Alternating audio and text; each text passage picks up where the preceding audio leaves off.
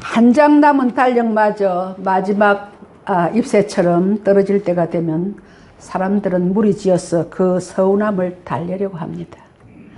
열심히 살았지만 쌓인 것은 없고 하려도 성공적으로 살지 못했다는 아쉬움 때문에 찬바람이 불 때입니다.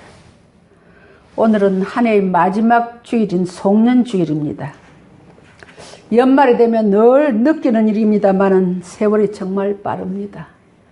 2020년이란 달력을 받아들 때가 어저께 같은데 바로 이제 오늘 52주를 맞아서 송년주일을 맞이하게 되었습니다. 이제는 친숙했던 2020년이란 숫자는 이제 사용할 날도 며칠 남지 않았습니다. 이제 이 세월이 이렇게 빨리 흘러가다 보면 한 해가 끝나듯이 우리의 인생도 언젠가는 끝나겠지 하는 생각에 도달하게 되면 저절로 옷깃을 여비게 됩니다. 성도 여러분, 저도 70여 년을 살아왔지만은 올해처럼 힘들게 살아온 해가 없었던 것 같습니다. 물론 어릴 때 6.25를 경험했습니다. 그때 불편했던 것은 배가 고팠다는 것밖에 없었습니다. 그러나 마음은 그렇게 불편하지 않았습니다. 그러나 올해는 코로나로 인해서 1년 내내 불편하고 불안한 한 해였습니다. 덴마크의 철학자 키엘케오르라는 사람은 절망은 죽음에 이르는 병이라고 했습니다. 결국 절망은 죽음이고 희망은 생명이 된다는 것이죠. 우리 선조들은 하늘이 무너져도 솟아날 구멍이 있다면서 그런 말로 우리를 용기를 북돋아 줬습니다. 하늘이 무너지더라도 희망을 꿈꾸는 자는 살 것입니다. 그런 의미에서 우리 성도님들, 현장 예배에 나오신 성도님들 그렇게 많지는 않지만 우리 나 자신한테 한번 칭찬해 봅시다. 자기 이름을 넣었어요. 제 이름 같으면 정자 정말 잘 견뎌냈어. 정말 대단해. 한번 하십시다. 자기 가슴을 좀 두드리고요. 정정자 정말 잘 견뎌냈어. 정말 대단해. 다시 한번 하십시다. 정자 정말 잘 견뎌냈어. 정말 대단해. 우리 앞뒤로 이웃분들하고도 한번 하십시다. 옆 사람한테 정말 존경합니다.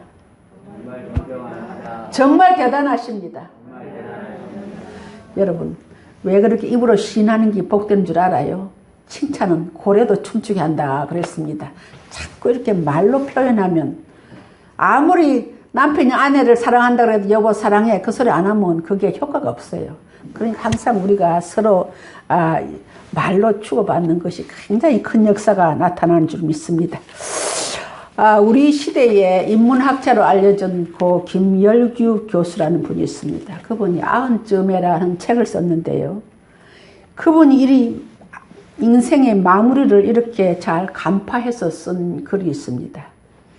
인간이 해내고 치르고 겪고 하는 많은 일 중에서 끝내면 여간 소중한 일이 아니다. 유종의 미, 곧 끝마침의 아름다움이란 말이 있듯이 무슨 일에서나 시작과 중간은 끝맺음으로 한층 보람차게 된다. 글을 쓰다가도 마지막 문장을 쓸 때 마침표를 찍는 것에 힘을 주게 된다. 컴퓨터로 글을 작성하고 있었다면 자판 두드리는 소리가 유난히 커지게 되고 육상 경기를 할 때 결승전에 가까워지면 마지막 기구를 왕창 쏟게 된다고 적고 있습니다. 여러분, 왜 우리에게 시작과 마지막이 중요합니까? 어찌 보면 아무것도 아니죠. 연도가 바뀐다고 해서 하루아침에 뭐가 달라지는 것도 아니지 않습니까? 금년에 떠오르던 해는 내년에도 무심하게 떠오를 것입니다. 그럼에도 불구하고 연도수가 바뀌는 것을 중요시 여기는 이유가 무엇일까요? 그것은 분주한 우리의 일상의 삶 속에서 정신없이 살아가던 우리에게 인생을 생각하고 정리함으로써 신앙과 인생을 업그레이드 할 수 있는 좋은 기회를 가질 수 있기 때문입니다. 특히 연말이 있고 송년주일이 있다는 것은 우리에게 매우 교훈적입니다. 당연하지만 때때로 잊고 사는 인생의 진리, 언젠가 인생에도 끝이 있고 떠날 날이 있음을 다시 일깨워주는 것입니다. 그리고 지난 한동안 실수했던 것, 시행착오했던 것, 이웃에게 마음의 상처를 주었거나 손해를 보게 한 일이 없는가? 이런 것도 한 번쯤 짚고 넘어가는 것이 한 해를 마무리하는 데 유익할 것 같습니다. 오늘은 믿음의 경주자가 걷는 길이라는 제목으로 은혜를 나누고자 합니다. 제가 결혼 전에 직장에서 퇴근하고 이렇게 가면 라디오방이 있어요. 근데 그날은 유난히 쓸쓸한 그런 12월 마지막이 다 되는 날인 것 같아요. 그런데 그 라디오방에서 최희준 씨의 인생은 나그네 길 어디서 왔다가 어디로 가는가, 저의 허스키 보이스에 매료되어서 한참 동안 그 라디오방 앞에 서 있었던 기억이 납니다. 인생이 나그네 길이라는 것은 누구나 다 압니다. 그러나 믿지 않는 사람은 인생이 어디로 왔어 어디로 가는지 알지 못하지만, 우리 믿음의 사람들은 우리가 어디로 왔어 어디로 가는지를 압니다. 바로 우리는 하나님으로부터 와서 하나님 나라인 천국을 향해 날마다 길을 갑니다. 지난 한 해도 돌아보면 우리가 이 길을 가는 동안에 아름답고 행복하고 좋았던 시간들이 있었습니다. 생각만 해도 가슴이 훈훈하고 입가에 미소를 짓게 하는 일들도 있었습니다. 그러나 반면에 생각하고 싶지 않은 아픈 일도 있었습니다. 두렵고 힘들었던 순간, 정말 가슴 아프고 서운하고 미웠던 순간들, 절망과 눈물의 순간들이 있었습니다. 여러분, 사람은 언제나 좋은 일만 만나며 살 수는 없지 않습니까? 좋은 일이 있는가 하면 아픔도 있습니다. 안타까운 것은 좋은 것에 대한 기억보다 아픔에 대한 기억이 더 크고 많다는 것입니다. 우리는 지난 1년 동안 이 길을 걸어왔고 새해에도 하나님이 허락하시면 이 길을 걸어가야 합니다. 그러면 믿음의 경주자가 이 길을 어떻게 걸어가야 할까요? 첫째로는 벗어버리고 걷는 길입니다. 마라톤 선수는 달리기 아주 가벼운 복장과 신발을 착용합니다. 뛰기에 불편함을 최소화할 수 있는 것만을 입고 뜁니다. 오늘 1절 하반절에 보니까 모든 무거운 것과라는 말이 나옵니다. 경주자의 복장은 가벼워야 합니다. 그렇다면 믿음의 경주자인 우리도 더 잘 달리기 위해서 버려야 할 옷들이 있지 않을까요? 우리의 마음을 무겁게 하고 앞으로 나아가지 못하게 하고 쉽게 지치게 하고 경주를 끝마치지 못하게 하는 것들이 무엇일까요? 묵은 해와 더불어 너무 많은 짐이나 욕심을 벗어버리고 가벼운 여장으로 새해를 출발해야 합니다. 묵은 해의 마음을 짓누르고 있는 무거운 것이 있습니까? 내려놓으시기 바랍니다. 주님께서는 마태복음 6장 27절에 너희가 염려한다고 그 키를 한 자나 더 할 수 있느냐고 하셨습니다. 베드로전서 5장 7절에는 내 염려를 주께 맡겨버리라 했습니다. 가볍게 출발해야 합니다. 바로 어제도 과거입니다. 과거의 일을 털어버리십시다. 가볍게 홀가분하게 새해를 시작하시기를 주의 이름으로 축원합니다. 아멘 좀 크게 하십시오. 그래야 전하는 사람도 힘이 나지요. 또한 얽매이기 쉬운 죄를 벗어버리라고 했습니다. 우리를 얽매고 있는 것이 있습니까? 하나님 앞에 얽매인 것, 사람에게 얽매인 것이 있습니까? 하나님 앞에 얽매인 것은 하나님 철저히 회개하고, 이웃에게 얽매인 것은 용서를 구하고 화해를 청하여서 가벼운 마음으로 새해의 길을 가야 할 것입니다. 제가 근 1년 동안 마음에 굉장히 얽매이고 있었던 게 하나 있었습니다. 그래서 이 문제를 어떻게 해결해야 되는가 항상 마음에 부담이 왔어요. 다른 것이 아니라 제가 평신도 때 같이 한 교회에서 이렇게 믿음 생활하던 장영순 권사님이라는 분이 계셨어요. 그분이 제가 서 있는 이 강단, 우리가 개척할 때 이 강단도 그분이 헌물해 주시고요. 또한 우리 교회 성찬 예식 드릴 때 성찬기도 헌물하신, 그리고 틀며 날며 항상 관심을 가지고 우리 예사랑 교회를 도우신 분이었어요. 그런데 이제 그 당시에는 자주 전화도 주고받고 했지만 제가 목회하니까 바쁘니까 서로 교회 다르니까는 잘 연락을 못 했는데 얼마 있다가 장본사님 댁에 큰 어려움을 당한 것을 듣게 되었습니다. 다름이 아니라 큰딸인데 사남매를 두었는데 큰딸이 그 어머니에게는 굉장히 자랑이었어요. 효성그룹에서 아주 촉망받는 여직원으로서 인정받고 그 어머니는 입만 열면 그 딸 자랑하는 거예요. 근데 그 딸이 가족이 여행 갔다 오다가 교통사고가 나가지고 4명 중에서 하필이면 시어머니도 탔는데 연세 잡순 시어머니가 돌아가셨으면 좀 덜 할 텐데 그 아내가 그냥 그 한 사람 딱 죽은 거예요. 교통사고에서. 4명 타고 갔는데. 그런데 그 소식을 한 3개월 있다가 제가 들었습니다. 그런데 그냥 너무 마음이 아프고 이걸 어떻게 위로를 해드려야 될까.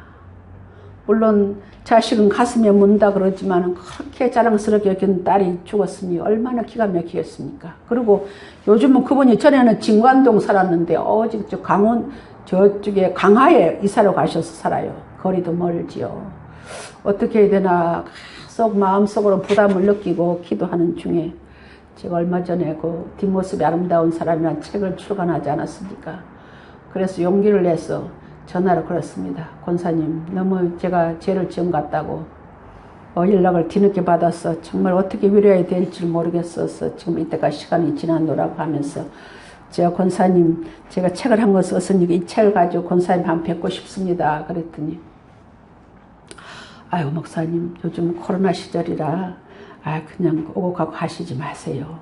목사님, 제가 코로나 끝나면 제가라도 목사님 찾아뵙겠습니다. 그래서 그냥 책을 2권 그냥 보내드렸어요. 근데 얼마 있다가 한 5일 있다가 전화가 왔습니다.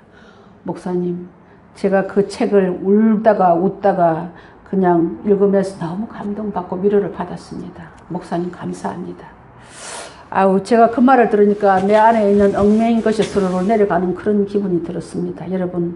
여러분들도 그 얽매이고 있는 인간관계가 있다면 해가 넘어가기 전에 푸시고 새해를 출발하시기를 주의 이름으로 축원합니다. 우리를 얽매고 있는 것들은 우리를 믿음의 경주에서 낙오시키거나 질주를 방해하는 장애물들인 것입니다. 그리고 우리가 아직 벗어버리지 못한 죄의 옷들을 벗어 던지고 오직 믿음의 옷만 입고 경주자의 길을 걸어가야 합니다. 제가 18년 동안 목회하는 도중에 보니까 결혼 주례한 것보다 장례 예배 침례를 더 많이 한 것 같습니다. 그래서 입간할 때 보면 정말 고인의 손에 쥐고 가는 거 아무것도 없어요. 그리고 고인이 입은 수에는 주머니가 없어요. 가볍게 떠나는 것입니다. 우리 믿음의 사람이 가는 길에도 되도록 가볍게 떠나야 합니다. 여러분, 사람이 사랑하는데 그렇게 많은 것이 필요하지 않습니다. 바울은 디모데에게 먹을 것과 입을 것이 있은즉 족한 줄 알라고 했습니다. 저는 우리 냉장고 문을 열라 그래도 항상 웃음이 나와요. 왜 그러냐면 우리 강 목사가 그 냉장고 앞에다가 먹을 것과 입을 것이 있은즉 족한 줄 알라 써붙여놨어요. 그래서 냉장고에 보면 참 그때그때만 먹을 것이 있더라고요. 그래서 사도 바울이 하는 한 말씀이 참 마음에 와 닿습니다. 그러면 가볍게 벗어버리고 가는 길이고 또 그 다음에는 인내하면서 걷는 길입니다. 1절 하반절에 보니까 무거운 것과 얽매이기 쉬운 죄를 벗어버리고 인내로서 우리 앞에 당한 경주를 하며 라고 말씀하고 있습니다.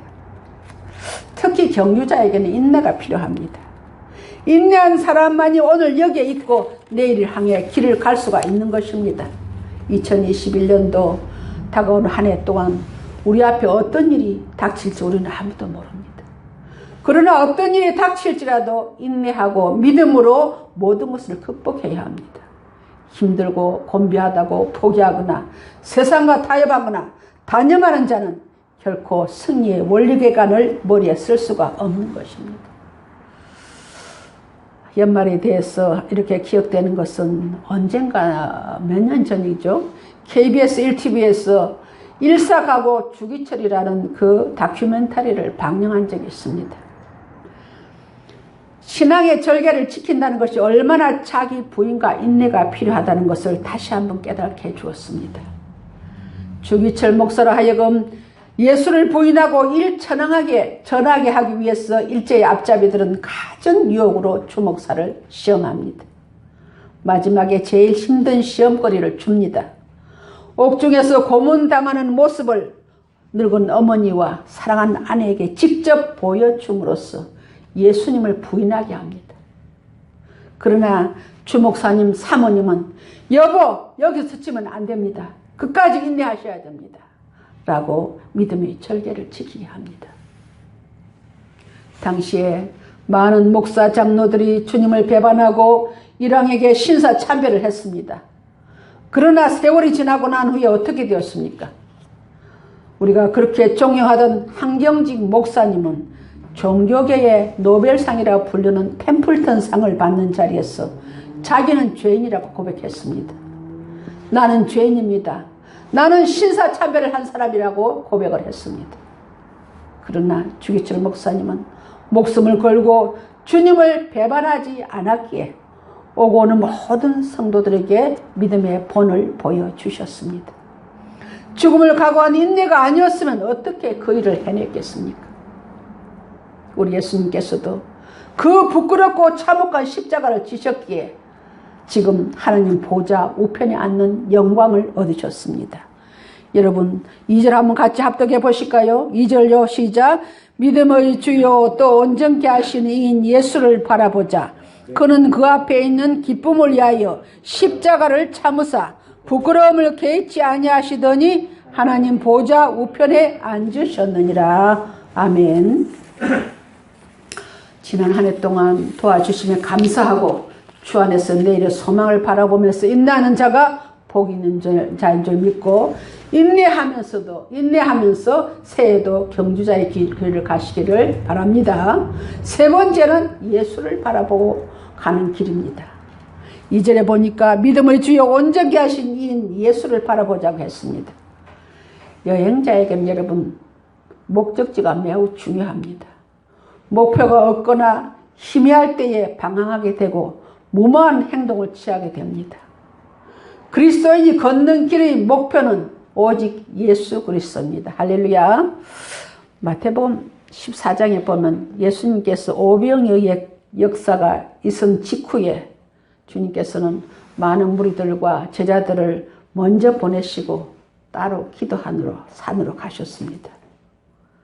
주님보다 먼저 배를 타고 가던 제자들은 파도가 심해서 배에서 고난을 당하고 있었습니다. 그때 기도를 마치신 예수님께서 밤 사경에 바다 위를 걸어서 제자들을 가시니 제자들이 유령이라고 귀신이라고 소리 지릅니다. 그도 그럴 것이 밤 사경이면 칠흑같이 어두운데 바다 위에 그 물이 한 개 걸어오고 있으니까 놀라지 않겠습니까? 그랬더니 예수님께서 안심하라, 내니 두려워하지 말라고 저들을 안정시켰습니다. 이 광경을 보고 있던 성질 급하고 나서기 좋아하는 베드로가 주님이시거든 나를 명해서 물 위로 오라오게 하소서 했더니 주님께서 오라고 합니다. 주님 말씀 듣고 베드로가 주님을 바라보고 바다 위로 걸었습니다. 그런 조금 가다 보니 저만큼에서 파도가 밀려옵니다. 파도를 바라보니까 그냥 바다 밑으로 그냥 끌려 들어갔습니다. 그래서 베드로가 소리 지릅니다. 주님 나 좀 살려주십시오. 여러분 우리 인생에도 이런 일이 빈번히 발생합니다. 주님을 바라봐야 할 성도가 환경을 바라보고 상황을 바라보고 사람을 바라보다가 실패하고 넘어질 때가 얼마나 많은지 모릅니다. 세상 바라보고 환경 바라보면 실패할 수밖에 없는 것입니다. 여러분 보는 것 조심하셔야 됩니다. 우리 믿음의 조상 하와가 보는 것을 조심하지 않기 때문에 이런 우리에게 원죄를 이때까지 내려오고 있지 않습니까? 대신에 풍랑을 주관하시고 파도를 밟고 누르고 걸어오시는 주님을 바라보시기 바랍니다. 우리의 눈은 구원의 완성자이신 예수 그리스도만 바라보며 인생의 길을 가시기를 주님의 이름으로 축원합니다. 예수님만 바라보는 삶은 우리 인생이라는 항해를 하는 데 있어서 등대와 나침판과 같은 역할로 목적지에 도착하는 데 바르게 갈 수 있는 표대가 됩니다. 사람 바라보지 마시고 물질 바라보지 마시고 환경 바라보지 마시고 주님만 바라보시기 바랍니다. 나를 늘 바르게 인도하시는 주님이 함께 하심으로 오늘도 우리는 두려움 없는 인생을 살아갈 수 있는 것입니다. 다윗은 시편 118편 6절에서 여호와는 내 편이시라 내가 두려워하지 아니하리니 사람이 내게 어찌하리요. 여러분 사람 두려워하지 마십시오. 저는 그냥 이 설교를 할 때 예화집을 한 번도 사용한 적이 없습니다. 제 삶이 다 예화가 때문에. 저는 빈손 들고 정말 하나님만 바라보고 여기까지 하나님 인도하심 따라 왔는데 한 번도 교회에 기도 불 꺼지지 않게 십자가 불 끄지 않도록 이 시간까지 인도해 주셨습니다. 저와 같이 신학교 같은 동창이 있는데요. 그분은 나보다 젊고 또 이렇게 우리 학부에서 과 대표도 하고 내가 볼 때 저 사람은 목회를 잘할 것 같아 그런 생각한 동기가 하나 있었습니다.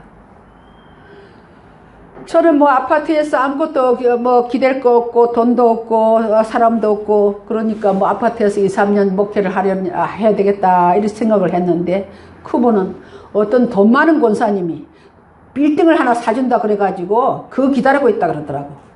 그래가지고 그냥 기다리고 있다 그래요. 그러냐고. 그러면 저는 그냥 그대로 하나님 앞에 기도만 하고 그랬는데 어쨌든 하나님이 이리저리 인도해 주셔서 여기까지 왔습니다. 그런데 빌딩 사줘가지고 교회 하게 해주겠다는 그 권사님이 지금까지도 안 사주고 있습니다. 그래서 이제 목회도 못해요. 이제 딸하고 둘이 사는데 호구지책을 해야 되잖아요. 그러니까 뭐 할 게 어디 있어요. 그래가지고 지금은 참 안타깝습니다.